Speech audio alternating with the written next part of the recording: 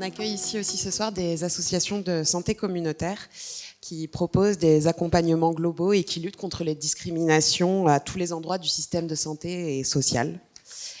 Je vais laisser dans un premier temps la parole à deux représentantes de l'association Accept ST, qui est une association parisienne représentée aujourd'hui par Laszlo, qui est coordinateur du pôle santé et prévention et co-directeur de l'association, ainsi qu'à Chanel, qui est médiatrice en santé.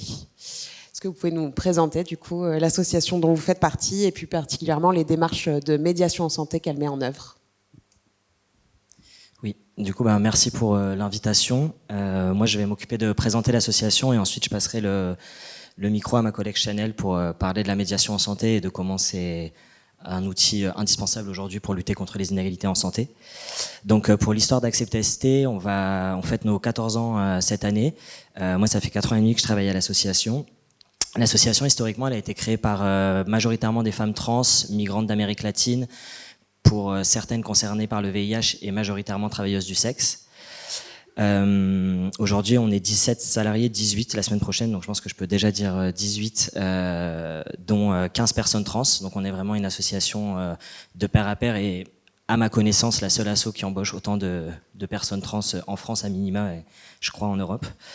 On a plusieurs agréments. On a un agrément de représentant des usagers du système de soins à niveau national. On a un agrément pour la domiciliation. On a un agrément pour du dépistage rapide.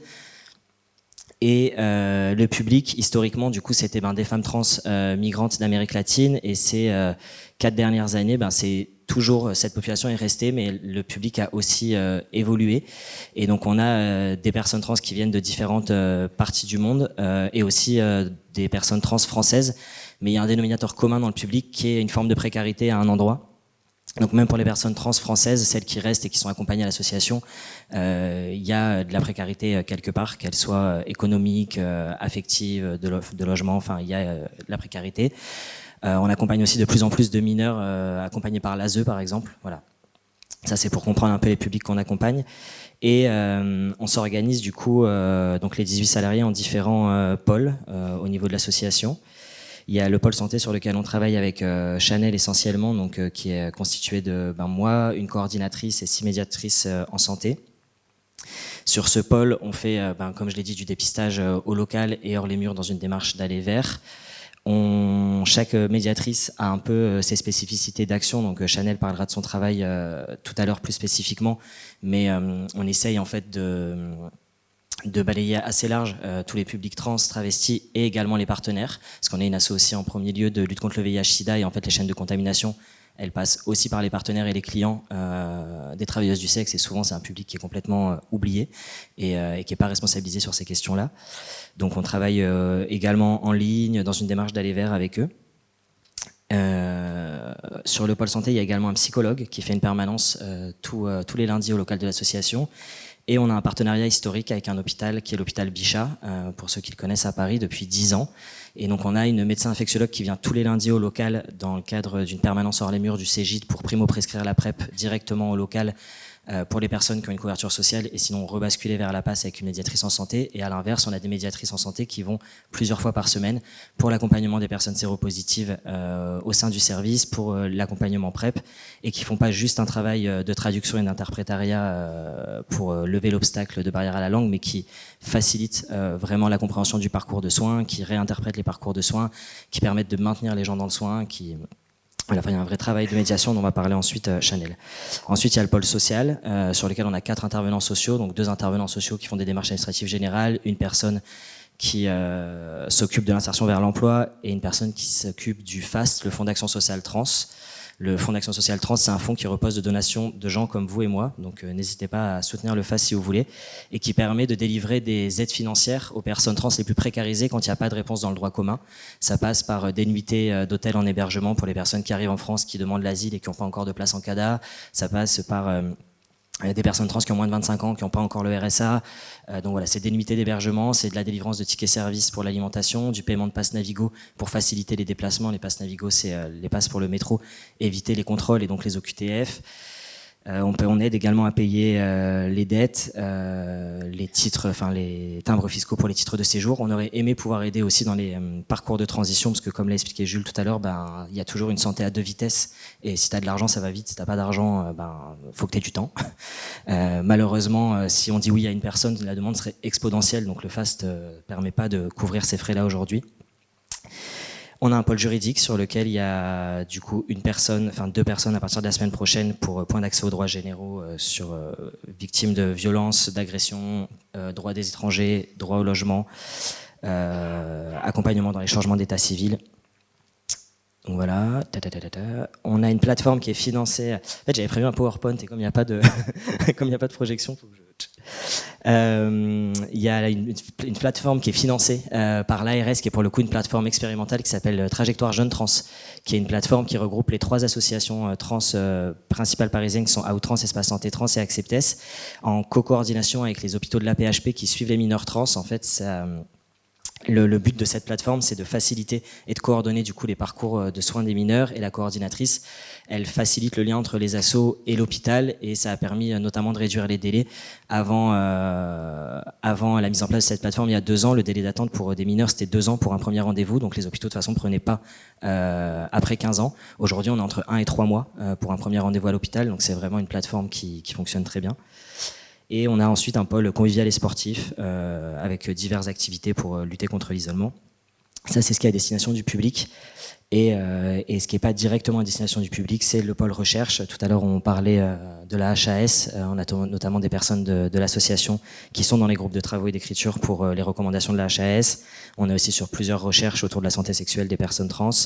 Et on a aussi un pôle plaidoyer, du coup, pour essayer de lutter contre toutes ces lois magnifiques qu'on est en train d'essayer de nous faire passer. Voilà, je crois que j'ai fait un peu le tour au niveau de la présentation de l'association.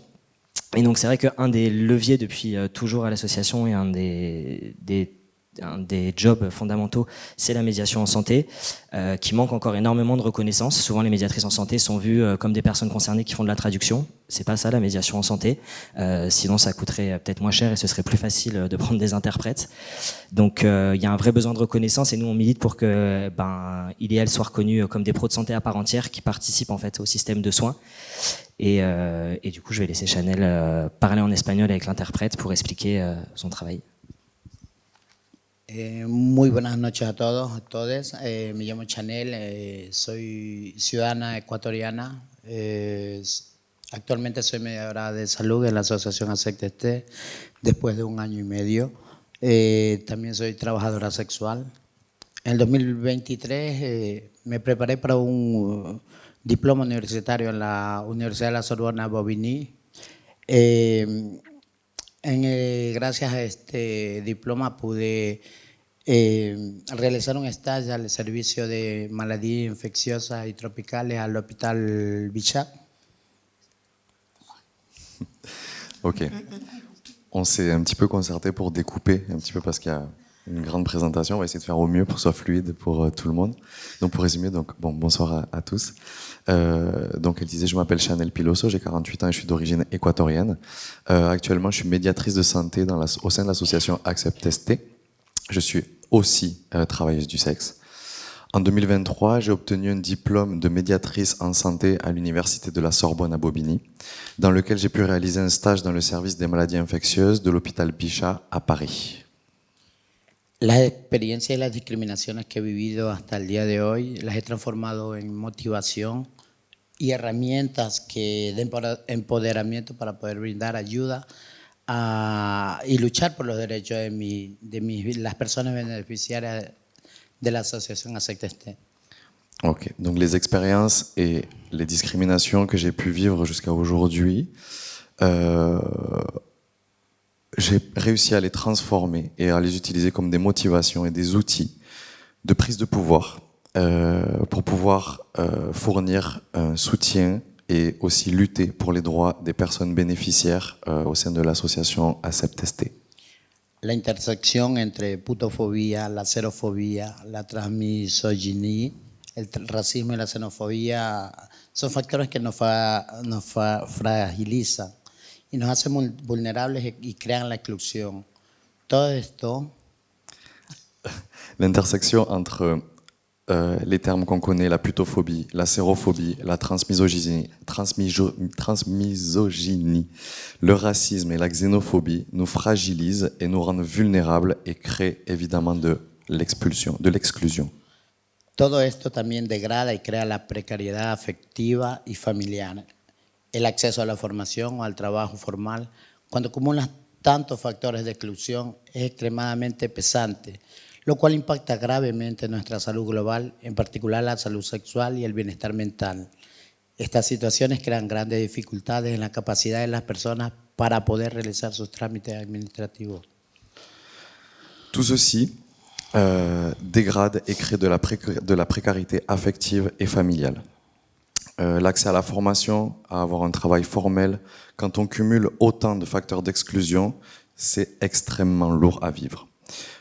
Ceci impacte gravement notre santé globale et en particulier la santé sexuelle et notre bien-être mental. Ces situations créent de grandes difficultés dans la capacité pour ces personnes à pouvoir réaliser par exemple tout ce qui est administratif, faire leurs papiers, leur procédé administratif, c'est très compliqué pour elles. Un ejemplo que pueden hacerles es comprender el daño que crean este cúmulo de factores de discriminación. Una mujer trans, trabajadora sexual seropositiva, tiene mucha dificultad en poder comunicar a su pareja su seropositividad, porque detrás de esta confesión hay muchos tabúes, tales como que por qué fue contaminada por ser prostituta, se contaminó por irresponsable. La mujer trans pierde la estima de ella misma y debe estar buscando formas de disuasión para esconder su trabajo, sus prácticas sexuales y para esconder sus medicamentos antirrétrovirales. Un exemple pour faire comprendre exactement les dommages que crée en fait justement le cumul de ces facteurs de discrimination.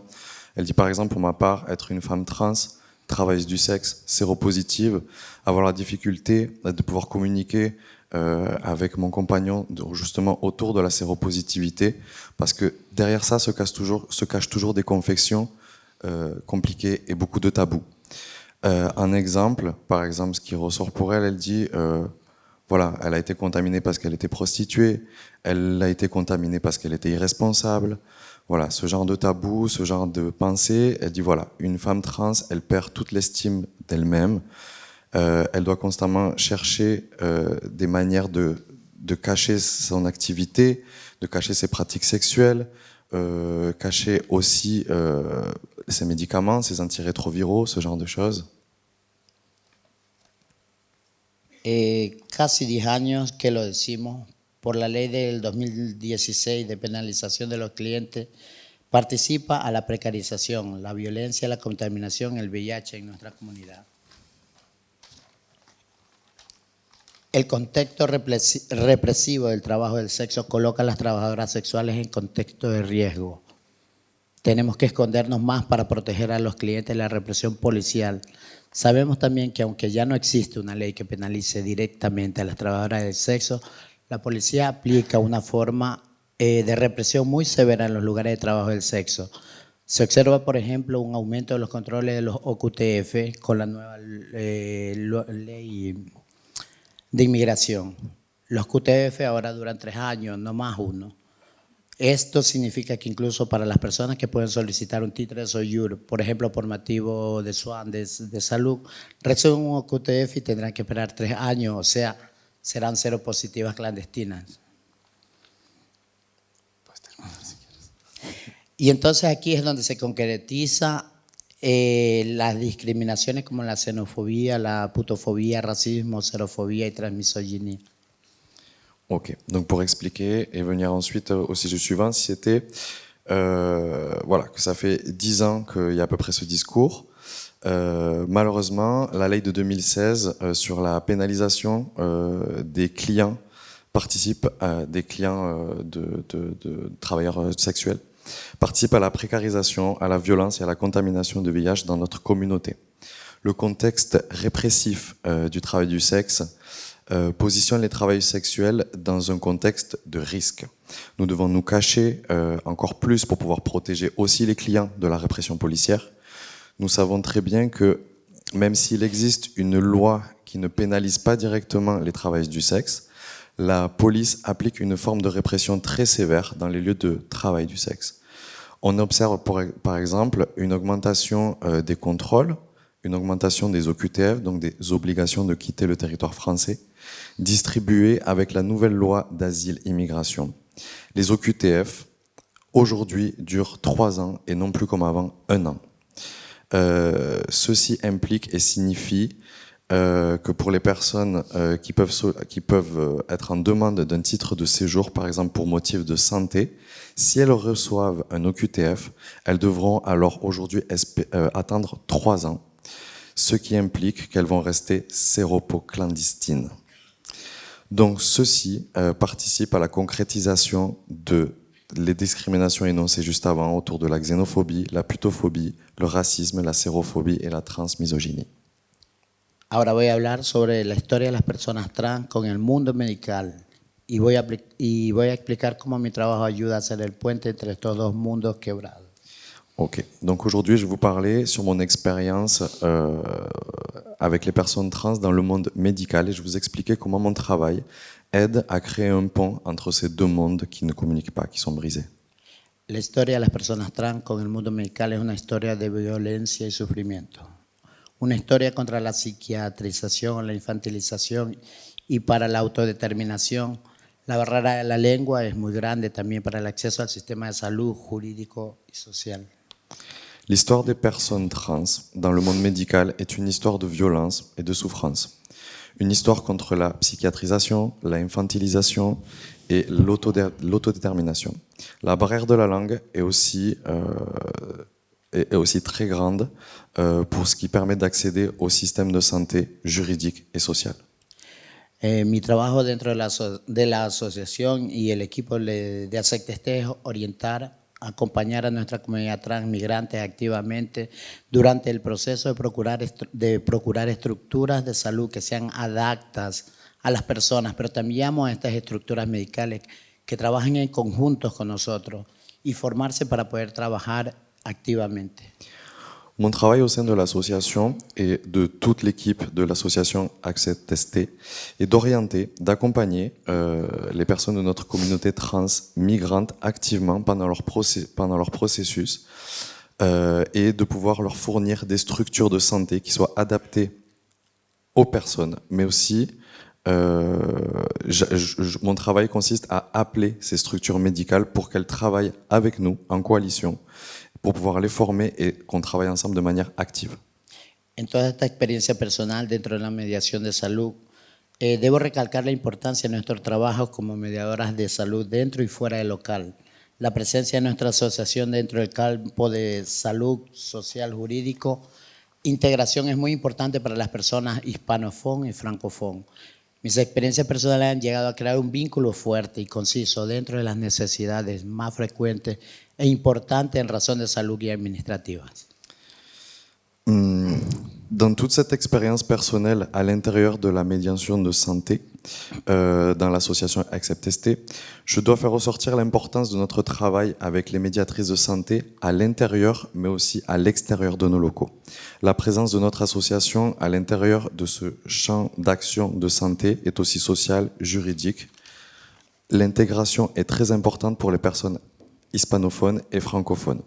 Mon expérience personnelle a réussi à faire créer un lien fort et concis à l'intérieur des besoins les plus fréquents et les plus importants qu'elles pouvaient rencontrer autour des questions de santé et des questions administratives.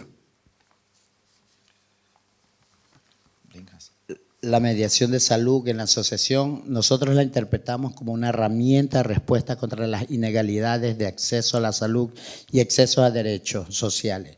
Nosotros encaminamos diferentes procesos de acompañamiento a personas víctimas de violencia, orientamos hacia los abogados, a los servicios competentes, acompañamiento a los servicios sociales y también estamos encaminando procesos de promoción de salud. La prevención, y hacemos esto para reducir los tiempos, proponer nuestra intervención y hacer que esto facilite rápidamente el acceso a sus derechos y también a los servicios de salud y a los materiales de prevención.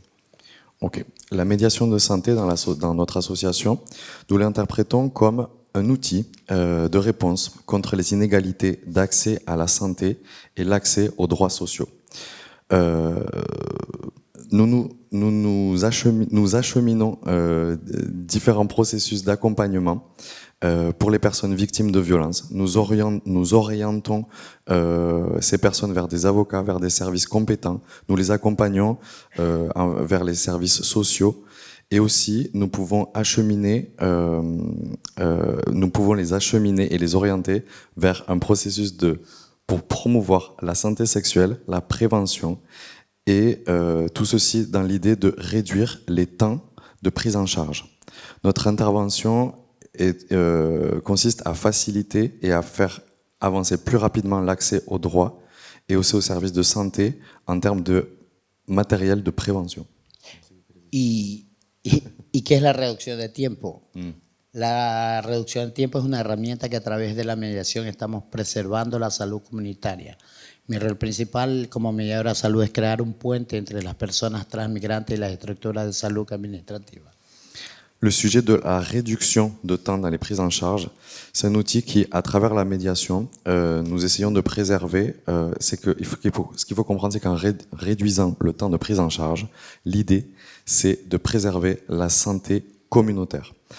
Mon rôle principal comme médiatrice de santé est de créer un pont entre les personnes transmigrantes et les structures de santé et administratives. Mi colega puede explicar la situación de...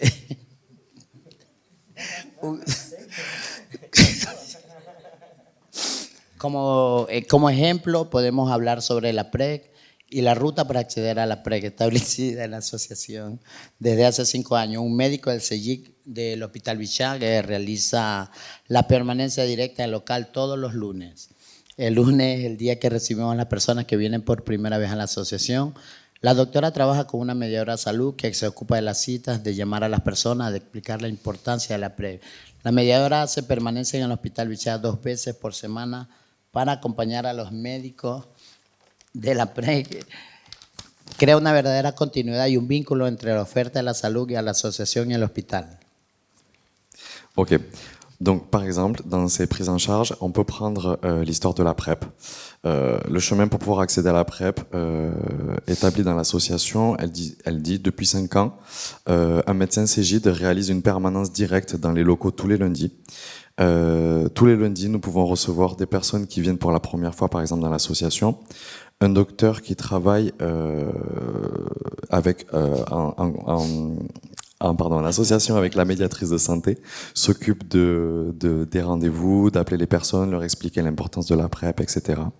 La médiatrice fait aussi la permanence à l'hôpital Bichat 2 fois par semaine pour accompagner les médecins dans la prise en charge de la PrEP.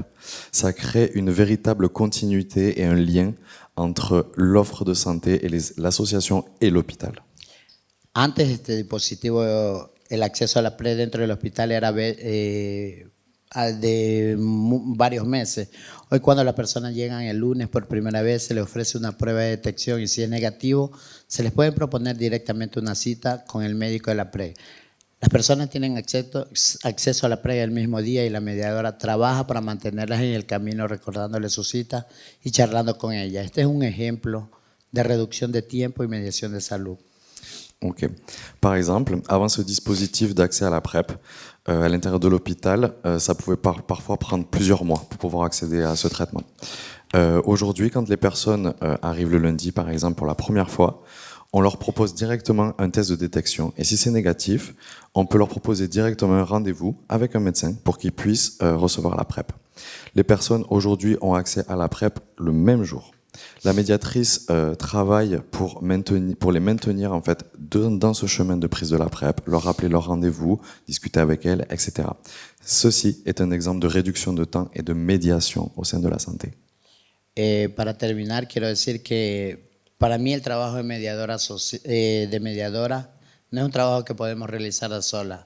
Es un trabajo que realizamos en equipo, compartiendo e intercambiando nuestros saberes y entre ayudándonos para encontrar las mejores soluciones y crear un cambio en la vida de las personas que nosotros ayudamos día a día.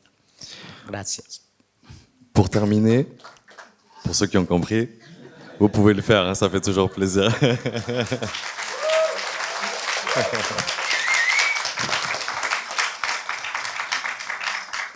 Ok. pour les non-hispanophones. Pour terminer, je souhaiterais dire que pour moi, ce travail de médiatrice est un travail que je ne pourrais sûrement pas réaliser toute seule. C'est un travail que nous réalisons en équipe, que nous partageons, nous interchangeons nos savoirs en nous entraidant pour trouver les meilleures solutions et créer un changement dans la vie des personnes que nous aidons jour après jour. Merci pour votre attention.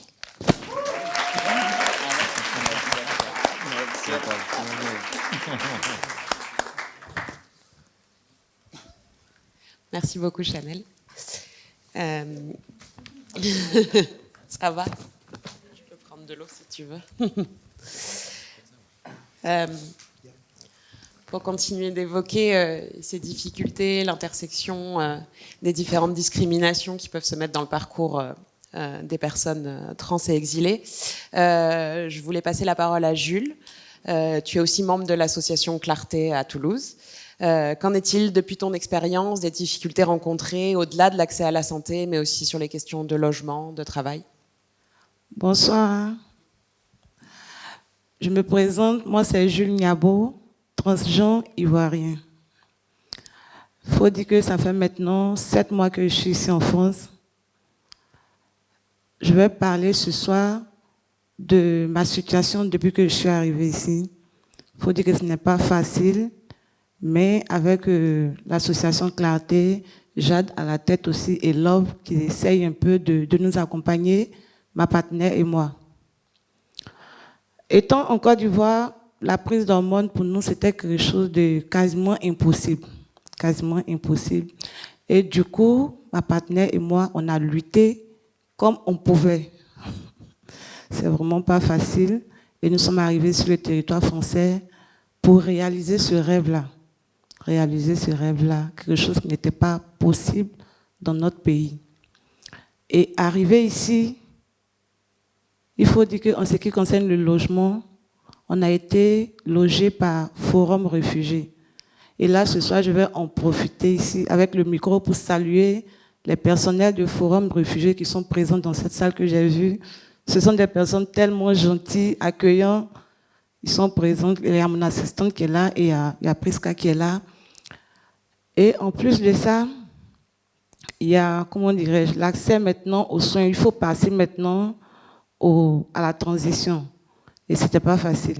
Ce n'est pas facile parce que avec les renseignements qu'on a essayé de prendre, on a pu avoir quelques contacts des médecins, mais ils ont tous refusé. Ils ont tous refusé, ils ont dit qu'on ne prend pas de nouvelles personnes, on ne prend pas de nouvelles personnes. Et là, ce n'a pas été facile. Et maintenant, avec l'association Clarté, j'ai pu avoir mon premier rendez-vous. Et là, je leur dis merci parce que l'association Clarté fait beaucoup, beaucoup pour nous. Ils sont accessibles, ils sont disponibles à toutes nos préoccupations. Toutes nos préoccupations.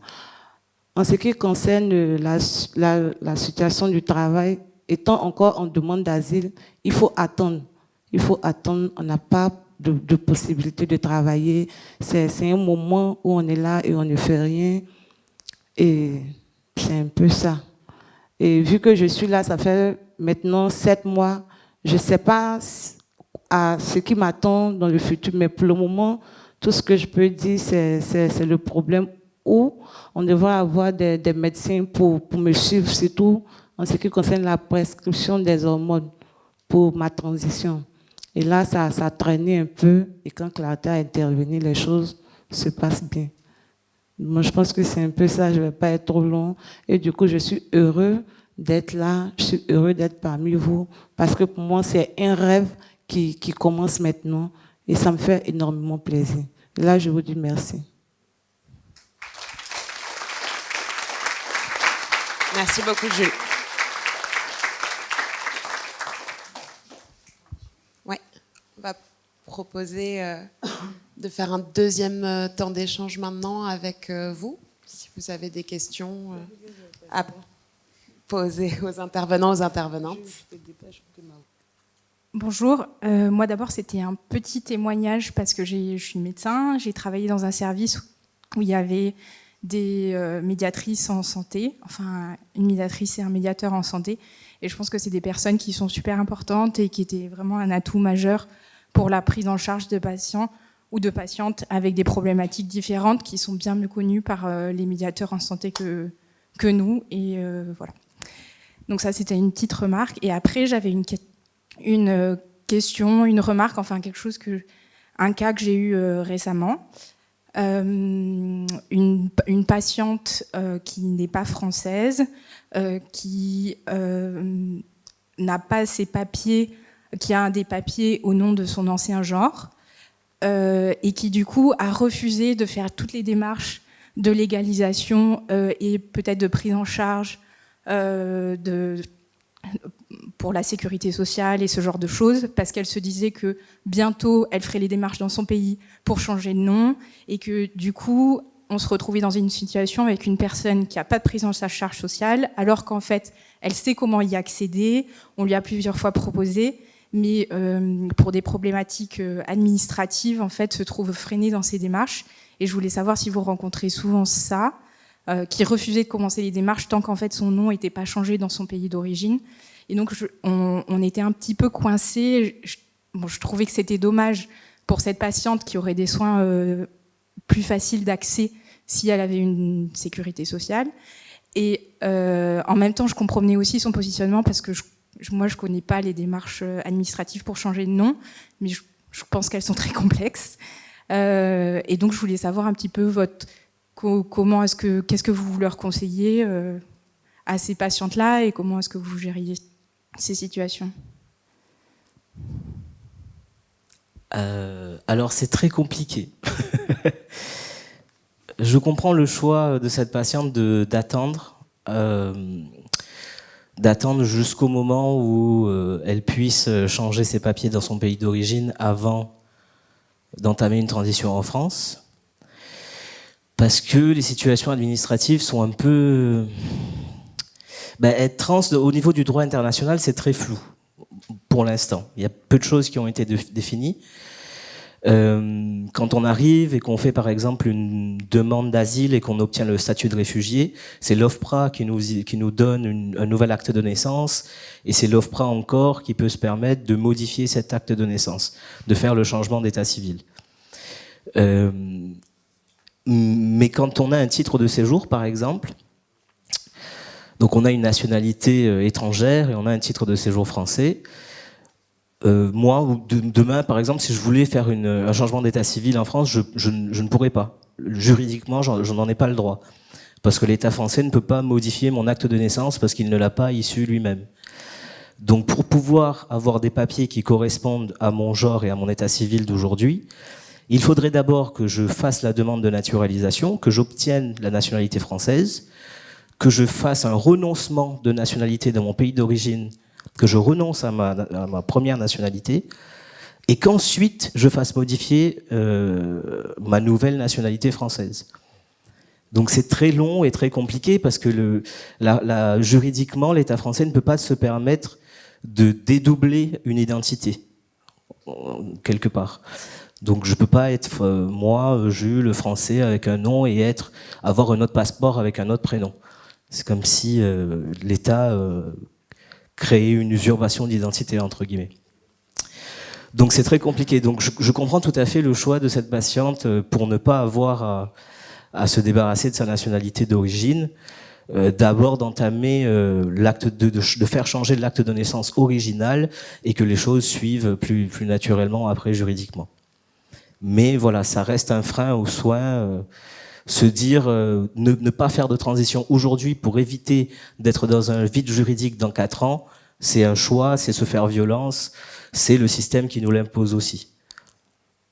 Juste pour compléter ce que dit Jules, moi dans ce que j'entends aussi que vous dites, il y a mais c'est dommage, moi je trouve ça dommage pour elle, et en fait je pense qu'il faut garder en tête aussi les personnes trans, on a chacun notre façon de transitionner, il n'y a pas une façon de transitionner, et du coup on a un peu l'image de ah oui, ce serait plus facile de changer ses papiers, ce serait plus facile de ça, et oui, matériellement c'est vrai qu'une personne trans qui a son identité de genre qui correspond à ses papiers, souvent c'est plus facile pour accéder à l'emploi, pour accéder à plein de choses, mais en fait c'est pas parce que c'est plus facile que les personnes sont obligées de le faire, et du coup quand bien même on estime que ce serait plus facile matériellement de faire ça, en fait, on peut pas obliger les personnes enfin, chaque personne, en fait, est libre de faire ce qu'elle souhaite faire, en fait, tout simplement.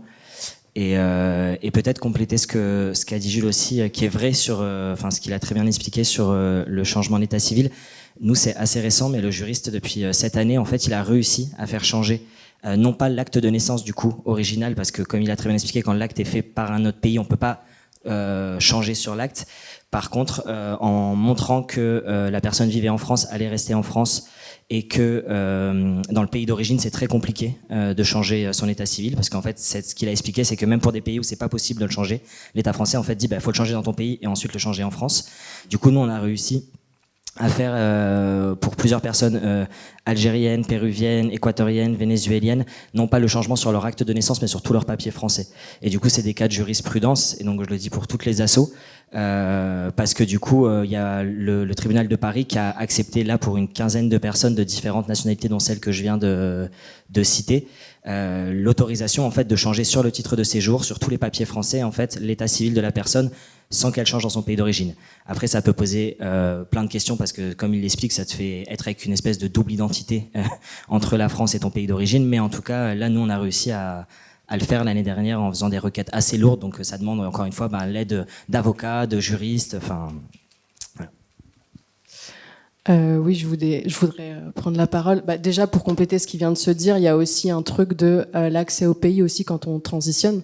Enfin, quand on décide de transitionner hormonalement parlant ou même administrativement parlant, il y a aussi, c'est aussi un choix très fort de se dire je pourrais plus retourner aussi dans mon pays. Et donc du coup, il y a toute une complexité en fait pour chaque vécu qui est aussi à prendre en compte, et ne pas avoir une projection d'un archétype d'une personne qui serait migrante, qui viendrait absolument ici en France et qui ne voudra jamais retourner dans son pays et qui veut l'aumône de la France, quoi. Donc voilà, il y a vraiment aussi tout un point aussi très important à avoir, une vigilance où chaque vécu est complètement unique et que voilà, faire attention aussi aux biais qu'on peut avoir et aux attentes qu'on peut avoir.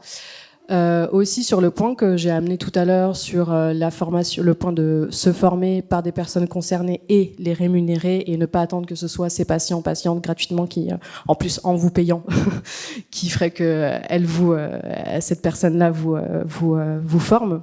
Ce serait quand même cocasse. Il y a aussi un point aussi très important. Là, il y a Accept Tester. Je pense que c'est précieux d'avoir aussi de multiples associations, et il en faut et on en manque encore. Mais c'est aussi, là on est à Toulouse aussi, et c'est aussi important de recentrer aussi ça ici. Je pense que toutes et tous les praticiennes qui sont ici viennent de Toulouse, et que sur les soutiens des associations, etc., effectivement, tu as fait un appel, Laszlo, sur soutenir l'Accept Tester et le FAST, etc.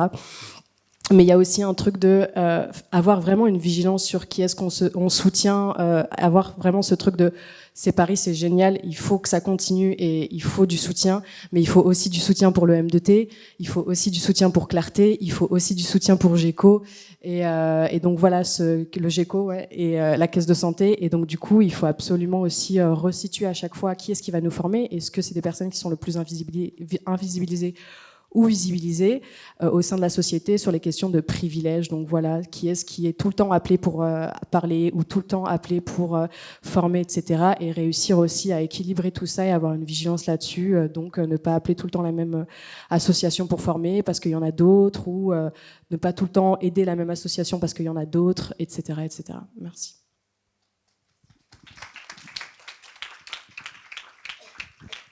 Bon, je m'excuse, je change un peu de sujet, c'est très intéressant, merci de votre intervention. Et juste pour Accept Tester, peut-être une question sur la médiation. C'est l'hôpital qui se pose des questions sur la médecine de ville. Est-ce que vous allez vers la médecine de ville pour la médiation aussi, ou il y a juste ce partenariat avec l'hôpital Bichat? Est-ce que les médiateurs vont vers les professionnels de la ville? Et avec interprète ou pas? Du coup, non, je pense faute de moyens aussi. Après, on travaille en réseau avec le réseau de santé trans qui a été formé par les assos trans locales. Et effectivement, je rejoins le camarade Jawar là-haut, c'est important. Et nous, par exemple, on s'est aussi posé la question de est-ce qu'Acceptess on vient à Toulouse, quand notamment Griselizis a dit si Acceptess vient, nous on vient pas. Et nous on a dit non, mais par contre nous on n'intervient pas si Grisel n'intervient pas.